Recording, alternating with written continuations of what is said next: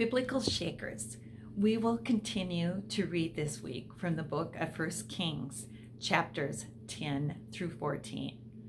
The reading will continue with the reign of Solomon, his death, and the kings that followed. Please enjoy the daily devotions that are posted for each chapter read. When Solomon asked for wisdom, God promised him riches and honor as well. Israel was at the height of its power and wealth. Solomon's riches became legendary.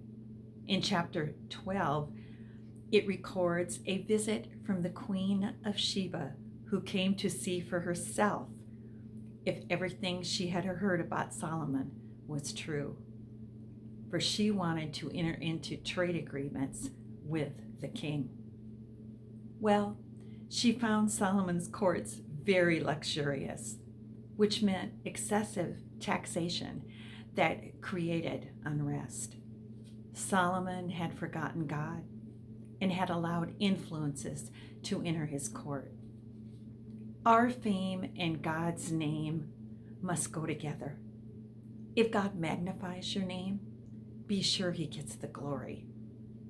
Fame is a heavy burden to bear, and only God can help us do it wisely. Solomon handled great pressures in running the government, but he could not handle the pressure from his wives, who wanted him to worship their gods because he married women from other tribes. At first, he resisted it. Then he tolerated the practice. And finally, he became involved with idolatrous worship. His spiritual coldness started with a minor departure from God's laws, which later moved on to Solomon's downfall. The remainder of chapter 11 reports the death of Solomon and the power of two men coming to the front. Rehoboam, Solomon's son, who succeeded him, and Jeroboam, one of Solomon's officials, who met the prophet Ahijah that predicted the division of the kingdom. Rehoboam did not take wise counsel in chapter 12 and did what was not consistent with God's standards. The king used the people to build his authority instead of using his authority to build the people.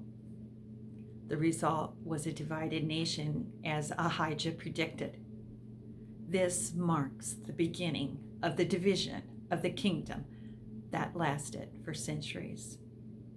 10 of Israel's 12 tribes followed Jeroboam and called their new nation Israel, the northern kingdom. The other 2 tribes remained loyal to Rehoboam and called their nation Judah, the southern kingdom.